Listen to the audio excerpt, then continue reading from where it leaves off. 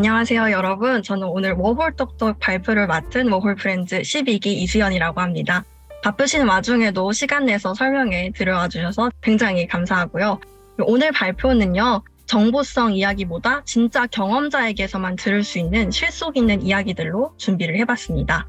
제가 오늘 들려드릴 이야기는요, 어학원 없이, 지인 없이 한 달 만에 완벽하게 현지 적응을 할 수 있었던 비결, 그리고 워홀 시작 2달 만에 현지인 친구들과 생일 파티를 열 수 있었던 비결, 영어 노베이스에서 워홀 1년 만에 영어 회화 강사가 된 비결, 그리고 마지막으로 워킹 홀리데이 경험을 살려 해외 취업에 성공했던 이야기까지 이 포인트에 맞춰서 강의를 준비했으니까요. 끝까지 집중해주세요. 그럼 시작하겠습니다. 목차는 다음과 같고요. 먼저 제가 캐나다 워홀길에 오른 이유부터 말씀을 드려보겠습니다. 저는 휴학 없이 스트레이트로 대학을 졸업했고요. 졸업을 하기 전인 1월 말에 캐나다 워홀길에 올랐습니다. 영화과 제작 전공으로 졸업을 했고요. 졸업 기준 충족을 위해 급하게 봤던 토익은 695점으로 영어 실력은 정말 평범한 수준이었습니다. 당연히 회화는 안 되는 상태였고요. 한국 취업이나 해외 취업을 위한 자격증도 없었습니다. 가장 막막했던 건 해외여행도 가족여행으로 갔던 베트남뿐이라서 비행기 타는 법도 제대로 몰랐다는 점인데요. 그렇기에 해외를 더 나가고 싶었습니다. 어렸을 때부터 해외살이에 대한 동경이 있기도 했고, 특히 해외 락밴드를 너무 좋아해서 꼭 현지에서 공연을 볼 기회를 얻어보고 싶었습니다. 직장을 다니기 시작하면 중간에 해외살이를 위한 시간을 빼기 어려울 것 같아서 딱 이때다라고 생각을 들기도 했습니다. 그리고 제가 외국인 학교가 있는 동네에 살다 보니까 주위에 영어 잘하는 사람이 너무너무 많았습니다. 그때마다 항상 부러웠고 나도 영어 잘해보고 싶다. 영어가 특기가 될 정도로 잘하고 싶다. 이런 열망이 굉장히 컸습니다. 그래서 이렇게 3가지 이유로 워홀길에 오르게 되었습니다.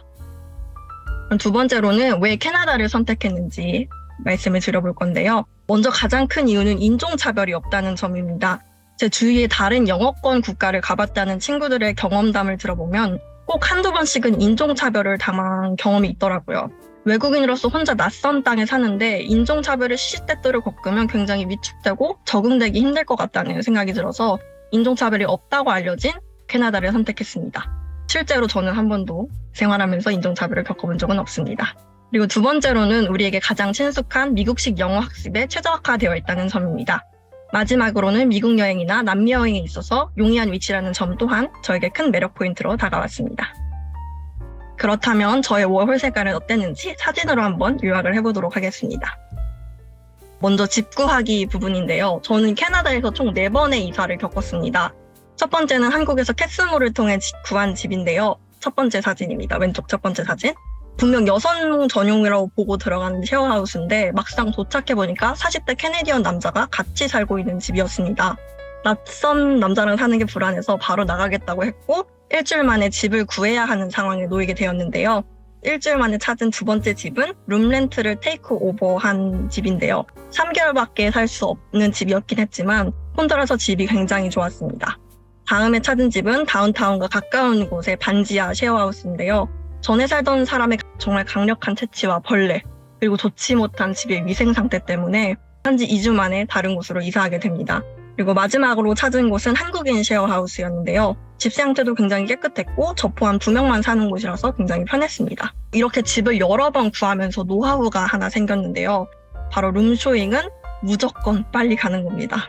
좋은 집은 정말 무서울 정도로 빨리 나가니까요. 마음에 든다 싶으면 다른 일정을 제쳐두고서라도 빨리 룸쇼잉 일정을 잡는 것을 강력하게 추천드립니다. 그리고 가격적인 부분도 많이 여쭤보셨는데 대략 싼 집은 600불에서 가장 비싼 게 750불 정도 내고 살았습니다. 두 번째는 일인데요. 캐나다는 팀 문화가 있죠. 그래서 저는 최대한 팁을 많이 받을 수 있는 직종인 서버로 일하고 싶었습니다. 도착하고 2주 후에 바로 레주메를 드롭업하러 간 케이스인데요. 저는 그날 바로 All You Can Eat 레스토랑에서 일자리를 구했습니다. 하지만 안타깝게도 첫날 받았던 팁이 고작 5불밖에 되지 않았고 경력이 좀 있는 친구들에게 팁을 얼마나 받았는지 물어봤을 때 많이 벌기 어렵겠다 싶어서 다른 일자리를 찾기 시작했습니다.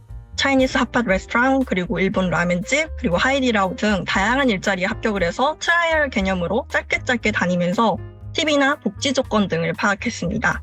이 중에서 가장 마음에 들었던 이스트 차이나타운에 위치한 오소메라는 브런치 카페에서 정착을 해서 근무를 했는데요. 바로 두 번째 사진입니다. 동료들 그리고 사장님 모두 네이티브거나 이민 후에 오래 사시던 분이라서 제가 배우고 싶은 영어에 가장 잘 노출될 수 있었습니다. 또 한 달에 한 번씩 컴퍼니 디너를 갖는 문화가 있었는데요. 직원 중에 유학생이나 워홀러들이 많아서 서로 의지하면서 친해질 수 있는 문화가 자연스럽게 생겼기 때문에 근무 또한 정말 재밌게 할 수 있었습니다. 특히 저희 사장님이 카지노에서 셰프로 근무하시던 분이라서 매일매일 맛있는 점심을 먹을 수 있었다는 점도 가장 큰 장점 중에 하나였습니다. 그리고 하나 팁을 알려드리자면 영어에 자신 없는 분들이나 그래서 한임잡을 생각하시는 분들한테 말씀드리고 싶은 부분은 굳이 한임잡을 가지 않으셔도 된다는 점입니다. 다른 아시안 레스토랑 그리고 한국어를 안 쓰는 일본인 혹은 중국인 사장님이 운영하는 식당을 한번 노려보시길 추천드립니다. 영어에 대한 기준치도 높지 않고요. 부족하더라도 일단 영어로 소통할 수 있는 환경이 조성이 된다는 점입니다. 다음으로는 사교 활동입니다. 저는 캐나다 도착하고 나서 3주 정도 지나고 첫 미덥에 도전했는데요. 보드게임 미덥부터 랭귀지 익스체인지 미덥, 그리고 아니면 사교 미덥부터 제가 좋아하는 스포츠인 프리즈비 미덥까지 다양하게 도전을 했습니다. 특히 저는 운동이나 취미 미덥을 정말 강추드리는데요. 무언가 활동을 하면서 자연스럽게 어울리기 때문에 영어 실력과 상관없이 친해지기 훨씬 편한 분위기가 조성됩니다. 그리고 다양한 국가에서 온 다양한 억양에 노출되기 때문에 영어 공부에도 정말 도움이 많이 됩니다. 두 번째 사진 보시면 캐나다 도착 2개월 후에 생일을 맞았는데요. 뭔가 TV에서 보던 생일 파티를 한번 열어보고 싶어서 친구에게 도움을 받아서 파티를 열게 되었습니다. 그동안 친해졌던 친구들부터 앞으로 친해지고 싶은 친구들, 심지어 미덥에서 처음 만난 친구들에게까지도 무작정 제 생일 파티에 초대했습니다. 실제로도 이게 정말 잘 먹혔는데요. 25명 정도의 친구가 모였고 이날을 기점으로 친해진 친구들도 굉장히 많았습니다. 여러분들도 기회가 되신다면 한번 열어보길 추천드립니다. 그리고 또 일하면서도 동료들과 굉장히 많이 어울렸는데요. 제가 먼저 일 끝나고 같이 버블티 먹으러 갈래? 하고 제안을 하거나 아니면 또 일터에서 매일 보면서 하우스 파티, 가라오케 등을 같이 가면서 절친들을 굉장히 많이 만들었고요. 귀국하기 전에는 친한 친구들을 모두 모아서 페어웰 파티를 열기도 했습니다. 여행 부분입니다. 저는 캐나다에 있는 잘 알려진 관광 명소를 열심히 돌아봤는데요. 또 다른 대도시인 밴쿠버, 몬트리올과 퀘벡, 그리고 로키 산맥 밴프까지 돌아봤습니다. 미국은 뉴욕으로 7박 8일 여행을 다녀왔습니다. 워홀 생활 중 친해진 친구가 있다면 함께 가시는 것도 추천드립니다. 다음은 영어 공부 파트인데요. 이 부분은 할 말이 좀 많습니다. 왜냐하면 저는 영어 공부에는 돈을 한 푼도 쓰지 않기로 결정을 하고 모을글에 올렸는데요. 차라리 그 돈으로 여행을 더 다니자는 주의였어요. 왜냐하면 영어는 세계 공용어인 만큼 혼자 공부할 수 있는 자료가 정말 풍부하기 때문입니다. 대신 워홀길에 오르기 전에 저에게 맞는 공부법이 무엇인지 워홀이 끝날 때까지 매일매일 공부할 수 있는 방법을 찾고 실천했습니다. 저는 하루 2시간 정도 주 5회 이상 영어 공부에 매진했는데요. 이렇게 말하니까 굉장히 많아 보이는데 그게 아니라 팟캐스트나 영상물 시청도 포함한 수치입니다. 제가 블로그에 영어 공부 방법을 굉장히 자세히 올려놨는데요. 그중에서도 추천드리고 싶은 방법은 바로 대본 작성입니다. 우리가 입국 심사 아니면 집 구할 때, 면접, 계산할 때 등 내가 맞닥뜨릴 상황을 미리 상상하고 거기에 맞게 유튜브 등에서 대화를 찾아보고 대본으로 만들어보는 방법인데요. 그 상황에 닥쳤을 때 준비가 되지 않아서 머릿속이 새하얘지는 경험 다들 한번 겪어보셨을 거예요. 이 방법을 매일 꾸준히 하신다면 두려움을 겪는 상황이 점점 줄어들면서 좀 더 빠르게 현지 적응하실 수 있을 겁니다. 그리고 또 저는 무료 ESL 수업을 굉장히 많이 들었고요. 이건 미덥이나 도서관, 지역 교회 등에서 주최하는 경우가 굉장히 많습니다. 또 그리고 한국어를 공부하는 캐네디언 친구와 일주일에 한 번씩 만나서 언어 교환을 했습니다. 이 방법도 기회가 된다면 굉장히 추천드리는 방법인데요. 쓰기, 듣기, 말하기를 한 번에 연습할 수 있습니다. 그리고 내 부족한 부분들을 1대1로 마크해서 고쳐나갈 수 있다는 점이 장점이었습니다. 이렇게 해서 저는 영어를 무료로 공부할 수 있었습니다. 마지막으로 도전 파트입니다.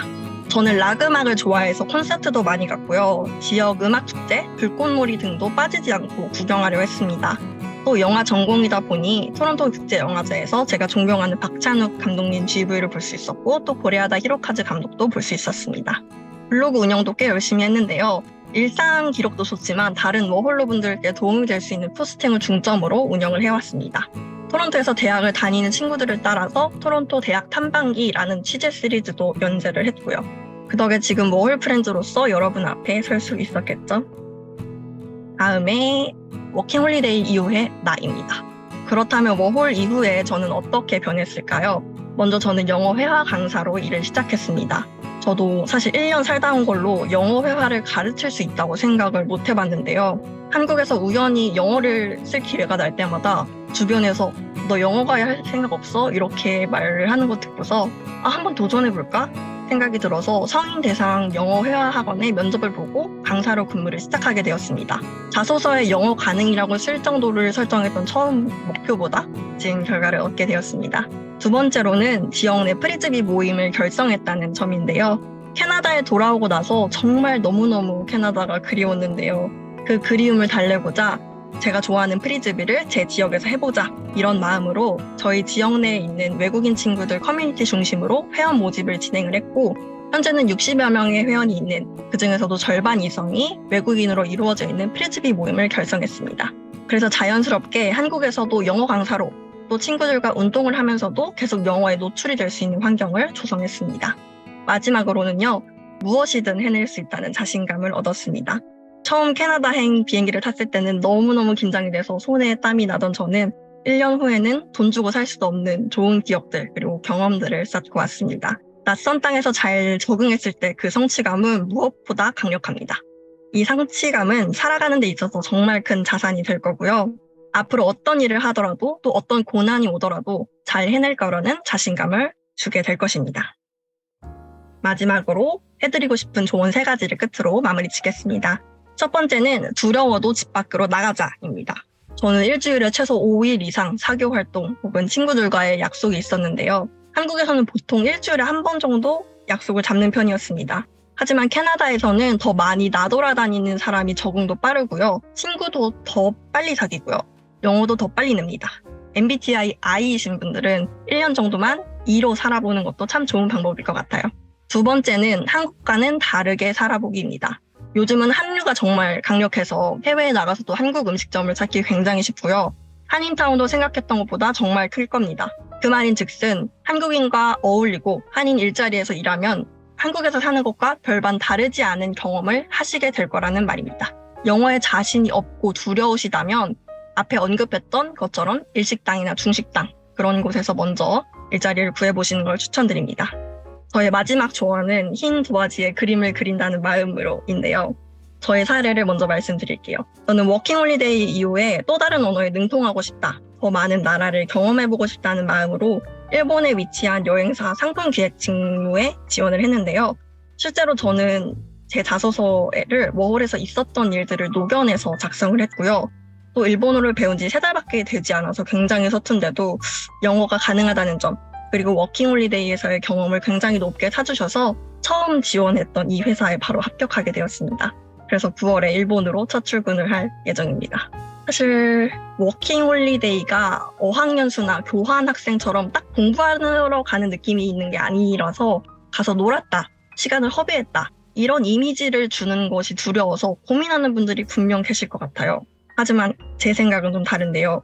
하기에 따라서 또 마음먹기에 따라서 천차만별의 결과를 가지고 올 수 있는 게 바로 워킹 홀리데이라고 생각합니다. 그러면은 여기까지 저희 발표는 여기서 마무리 짓도록 하겠고요. 저희 네이버 워킹 홀리데이 카페 그리고 제 블로그에도 모든 워홀 내용이 다 적혀 있으니까 와서 참고해 주시면 좋을 것 같습니다. 감사합니다.